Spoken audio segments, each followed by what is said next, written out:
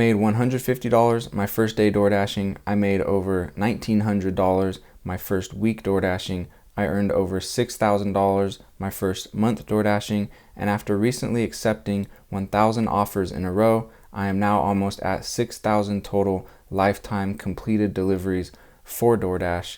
And I can safely say two things now. One, there is no such thing as the honeymoon phase. Two, I've learned the algorithm so well that I could program it myself from a flip phone.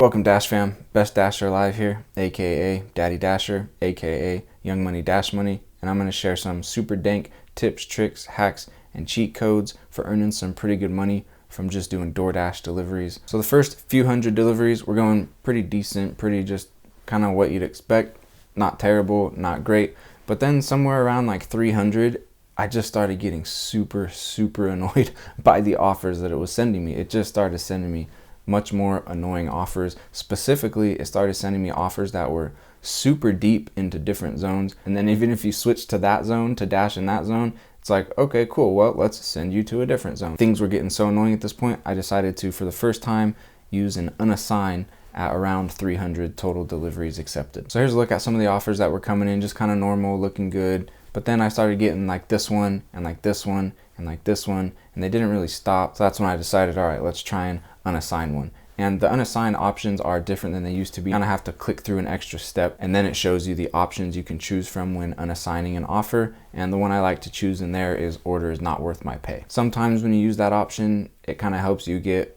a bigger, better offer, and then sometimes it doesn't. And then around 400 offers accepted in a row, I made a mistake. I fell below the criteria to reach top dasher status, and I just wasn't paying attention to dates and stuff like that. So when it rolled over to the new month, I lost top dasher status. I'll talk more about the other programs as we go through this video, but as far as specifically earning more money, then Top Dasher is the only one that matters. For other reasons, other programs can matter a little bit. So I had to get my Top Dasher status back, which I got back at around 500 accepted offers in a row. I was still struggling with it just sending me so far out of my zone. And sometimes, yeah, it was like good pay, but then when you account for the return trip, it's like, yeah, you paid me a decent amount to go out there, but I have to travel 25, 30 miles back. Just gas-wise, that's $4 or $5. But then also, I've got a 35-minute drive just to get back to the area. Did I really even make that much more money? I could have done 2 smaller ones inside of my zone in the same amount of time and earned the same amount of money. As your stats get higher, it is giving you bigger offers,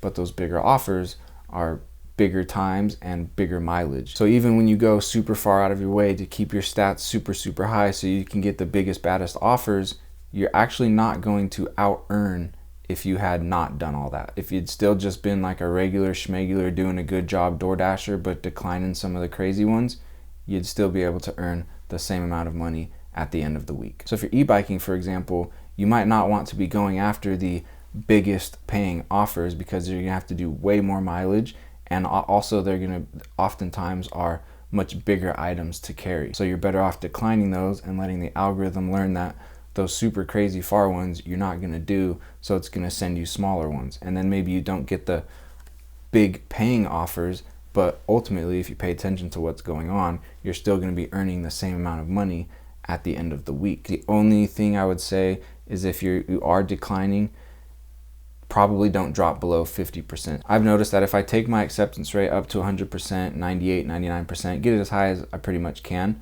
and then I, decline as much as I kind of need to and or want to, I'm typically going to hover between 86% and 96%. So it's kind of like a 10% fluctuation if you are declining, in my experience. That's going to vary a lot area to area, which type of offers you want or don't want. Then as we were coming up on 600 total accepted offers, I was like, all right, I've seen this so many times now. I get what it's doing. It'll send you some good ones, but like out of every 10 or 12 offers it sends you that are decent ones that you like, you're happy with, it's gonna, no matter what, slip a couple in there that you don't like. And a lot of them are these crazy, super far ones traveling across several different cities. So I was just a little bit fed up at this point, to be honest. I decided I'm actually going to experiment with a decline. It's gonna send me a super stupid, crazy offer. I'm gonna decline it and I'm going to see if we can try and train and tailor the algorithm a little bit at this point. Just some light dusting of declines. And so from 600 total accepted offers to 1,000 total accepted offers, 400 in a row there, I experimented sprinkling in a little bit of declining. So with that said, now let's take a deep dive into all of these super dank tips that I discovered. It's basically impossible to reach a 100% acceptance rate. And even if by miracle you get there, you're gonna lose it real quick. And here's why. It's not your fault. Every time I get to like 99%, oh, what happens? I get a notification on my phone that says, hey, we tried to send you a delivery, it didn't get to your phone. I go check my ratings. Oh wow, my acceptance rate just dropped.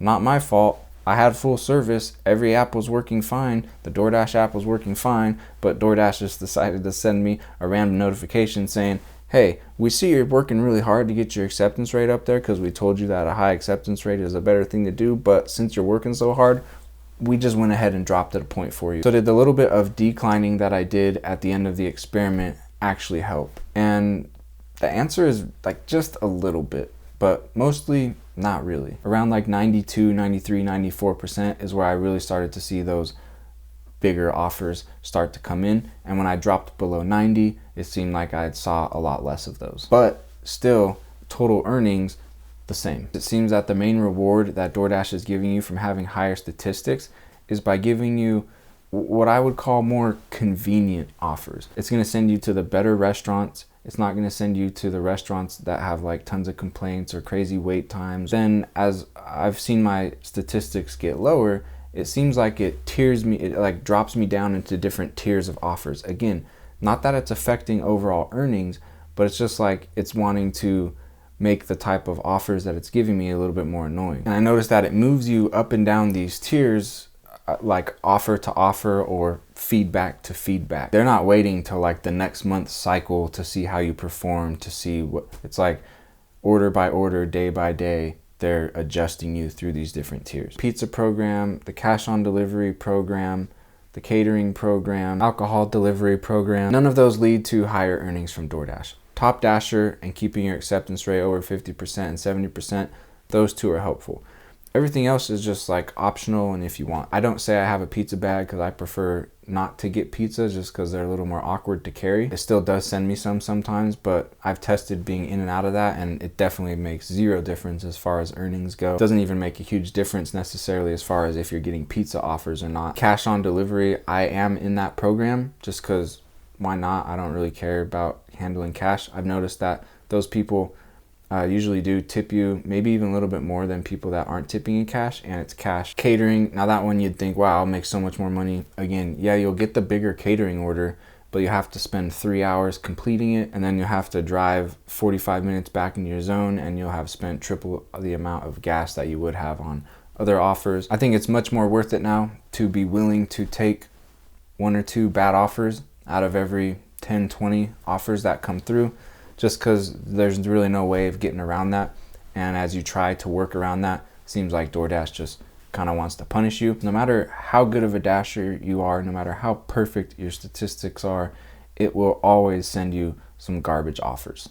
Always. The more deliveries you're completing in the shorter amount of time, the more you're going to be able to train the algorithm. The less deliveries you're completing in longer amounts of time, the algorithm's just going to forget and start you all over. And when you first install the app, you'll get a pop-up asking you for permission to track you at all times, and up to you if you want to do that or not, but that can influence the algorithm and the type of offers that it sends you because it's paying attention to where you're at all times. Me personally, when I install the app, I choose not to do that. Proximity seems to matter a bit more than it used to. And I know some of you have already felt like it's been this way, but I used to feel like it would just kind of send me offers from anywhere. But now it seems like it definitely sends me offers much closer to where I'm currently at. One thing I noticed about Dash Along the Way is it seemed that if you chose to dash along the way, like you start outside the zone and then you drive into the zone, whenever I started dashes that way, it seemed that DoorDash would be much more likely to send me crazier offers or more offers out of zone. But if I started the dash inside the zone, then I would receive more offers in zone and would be less likely to send me out of zone. Final thoughts, I think the best thing for most dashers is just to keep your stats as high as possible, especially your customer rating, your acceptance rate, keep that as high as possible. But the super crazy ones, definitely feel free to sprinkle in a little bit of declining those and let your acceptance rate fluctuate while staying over 70%. Definitely be a top dasher. Other than that, I don't think anything else really matters a whole lot. Unless you're using an e-bike, then maybe you're going to decline a little bit more often and worry a little bit less about your acceptance rate. And whenever I'm talking about using an e-bike, in my mind, I'm thinking in the app, you still have a car inputted there, but you're just doing the dashes on an e-bike, because if you choose e-bike in the app, you're much more limited in the offers that it gives you.